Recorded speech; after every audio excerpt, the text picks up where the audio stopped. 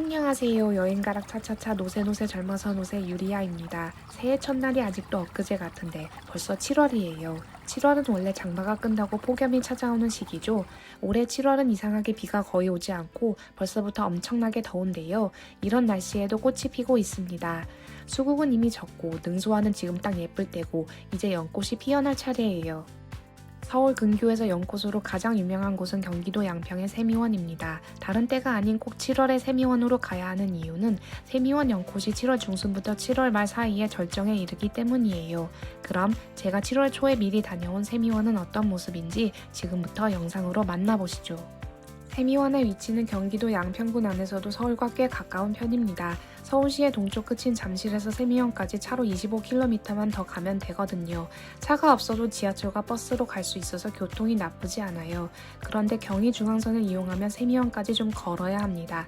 2000-1번이나 2000-2번 버스를 이용하면 세미원 바로 앞까지 갈 수 있어요. 세미원의 입장료는 성인 기준 7,000원이고 이 중 2,000원을 양평사랑 상품권으로 돌려주는데요. 양평사랑 상품권은 세미원 기념품샵과 두물머리 연합도구에서는 안 받더라고요. 저는 편의점에서 이온 음료를 살 때 양평사랑 상품권을 사용할 수 있었습니다. 세미원에 간 날 너무 더워서 하루 종일 땀을 많이 흘렸거든요. 현재 세미원에선 연꽃문화축제가 한창입니다. 축제 기간은 6월 27일부터 8월 10일까지인데요. 세미원 연꽃을 보러 가기엔 6월 말은 좀 이르고 8월 초는 좀 늦어요. 공식 팜플렛은 세미원 연꽃이 6월 초에 개화한다고 했지만 사실 품종에 따라 개화 시기가 조금씩 다르기 때문입니다. 제가 세미원에 갔던 7월 9일 기준 100년지의 연꽃은 거의 안 피었고 페리기념 연못의 연꽃은 60% 개화, 홍년지의 연꽃은 80% 이상 개화했습니다. 홍년은 거의 다 피어 있었어요. 세미원에 가기 전 연꽃의 개화 추이를 보면서 방문 날짜를 결정하고 싶다면 공식 홈페이지에 오늘의 세미원에서 연꽃 사진을 확인해 보시는 게 좋아요. 세미원이 7월부터는 거의 매일 사진을 업로드하고 있습니다. 세미원이 올린 사진에 따르면 7월 3일 페리기념 연못의 연꽃은 꽃봉오리가 막 올라온 모습이었고 5일 뒤인 7월 7일엔 꽃이 서서히 피기 시작했습니다. 세미원의 홍련은 이미 7월 5일에 많이 피어 있었네요. 따라서 올해도 세미원 연꽃의 절정 시기는 7월 중순에서 말 사이로 예상합니다. 여러분은 이때쯤 방문 계획을 잡는 것이 좋을 것 같아요. 그리고 연꽃을 제대로 보려면 무조건 아침 일찍 가셔야 합니다. 여름에 해가 늦게 지고 세미원이 오후 8시까지 열려 있다고 해서 오후에 가시면 안 돼요. 연꽃은 주행성 식물이라서 오전에 활짝 피고 오후에 꽃잎을 오므리기 때문이에요. 저도 세미원에 아침 9시 10분쯤 도착해 오전 내내 영상을 찍었습니다. 이제 본격적으로 세미원을 구경해 볼게요. 세미원 입구를 지나면 제일 먼저 메타세콰이어 길이 나오는데요. 나무를 심은 지 얼마 안 되었는지 생각보다 울창하지 않았어요. 차라리 메타세콰이어 길 옆으로 살짝 빠져서 징검다리를 하나씩 건너가는 게 더 재미있을 것 같아요.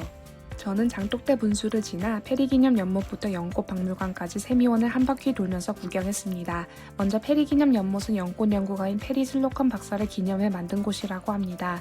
페리기념 연못의 연꽃은 꽃잎 끝이 살짝 붉게 물들어 있어서 참 예쁘다고 생각했었는데 페리 박사가 직접 개발해 세미원에 기증한 품종이라고 하네요. 다음은 백년지입니다. 제가 세미원에 갔을 땐 백년지의 연꽃이 거의 피지 않아서 아쉬웠어요. 연못을 가로지르는 일심로도 출입이 통제되고 있었습니다. 반면 홍년지의 연꽃은 백년지와 다르게 거의 만개한 모습이었어요. 세심로는 연못가를 따라 걸을 수 있는 산책로인데요. 저는 세심로를 걷다가 우연히 오리 가족을 만났습니다. 새끼 오리 여러 마리가 종종거리며 길 위로 올라오더라고요. 멀리서 봐도 몸집이 확연히 큰 오리가 부모인 것 같아요. 사실 오리는 세미원 곳곳에서 볼 수 있었지만 저는 산책로 중간에서 혼자 갑자기 오리 가족과 맞닥뜨려서 난감했는데요. 다행히 오리들이 금방 길을 비켜줬습니다. 그렇게 오리 가족과 헤어지고 마지막 코스로 갔던 곳은 연꽃박물관이었습니다. 그런데 저는 연꽃박물관에 2번 실망했어요. 더위를 피해 들어갔는데 하나도 안 시원했고 상설 전시관이 너무 작고 부실했거든요. 그래도 시대에 따라 연꽃 문양이 달라졌다는 건 좀 흥미로웠습니다. 세미원에서 연꽃 구경을 다 마치셨다면 근처에 두물머리도 다녀오시면 좋을 것 같아요. 두물머리는 남한강과 북한강이 만나 한강이 시작되는 곳이라고 합니다. 강 건너 산을 배경으로 물결이 잔잔하고 고요해서 힐링되는 곳이에요. 사실 제가 두물머리에 간 게 이번이 2번째였는데 처음 갔을 땐 서울 근처에 이렇게 물 좋은 곳이 있었나 감탄한 기억이 나요. 원래 두물머리는 세미원을 배다리로 건너가는 게 더 빠르고 효율적입니다. 그런데 제가 세미원에 갔을 때 하필 배다리가 공사 중이어서 할 수 없이 차로 이동했어요. 두물머리는 입장료가 없었고 두물머리와 가장 가까운 주차장이 선불로 4,000원이었습니다. 시간은 무제한이긴 한데 주차비가 좀 비싸고 입장료 같은 느낌을 받았어요. 그래서 어차피 세미원에 갈 계획이 있다면 배다리를 건너서 두물머리로 가시는 게 좋을 것 같아요. 특히 주말에 두물머리 쪽 길이 엄청 막히고 주차도 힘들기 때문입니다. 꽃도 보고 물도 보고 했으니까 이제 밥을 먹어야겠죠. 세미원과 두물머리 주변에는 연꽃을 모티프로 삼은 음식들이 많은데요. 두물머리에선 핫도그가 유명합니다. 양평의 마스코트조차 두물머리에서 핫도그를 들고 있을 정도예요. 제가 갔던 두물머리 연핫도그는 주차장에서 세미원 쪽으로 좀 이동해야 나옵니다. 이렇게 유사품주의라고 써놓은 이유가 주차장 바로 앞에 있는 핫도그 가게 때문인 듯해요. 상호명이 정말 토시 하나 안 다르고 똑같거든요. 두물머리 연핫도그는 튀김 반죽에 연잎이 들어가서 핫도그 색깔이 다소 진하다고 합니다. 가격은 4,000원이었고 양평사랑 상품권은 안 받으시더라고요. 저는 순한 맛과 매운맛 중에 매운맛을 골랐는데요. 소시지가 매워서 튀김과 먹어도 안 느끼하고 좋았어요. 그런데 튀김 반죽이 두 겹이어서 핫도그가 좀 두꺼웠습니다. 그리고 세미원 주변에는 연잎밥 정식을 파는 곳이 많은데요. 6홍인에도 연밭도 연잎밥 정식을 2인 이상 주문해야 해서 혼밥이 불가능했습니다. 전 연밭의 연잎 수육이 제일 궁금했는데 2인분을 다 먹을 자신은 없었어요. 그래서 할 수 없이 6홍인의 옆에 연칼국수로 갔습니다. 원래 대표 메뉴가 칼국수지만 날씨가 너무 더워서 전 콩국수를 주문했어요. 연칼국수의 콩국수는 국물이 가벼운데 고소했고 특이하게도 면이 초록색이었습니다. 면 반죽에 연잎가루를 넣어서 그런 것 같아요. 지금까지 7월에 연꽃을 구경할 수 있는 양평 세미원을 소개해드렸습니다.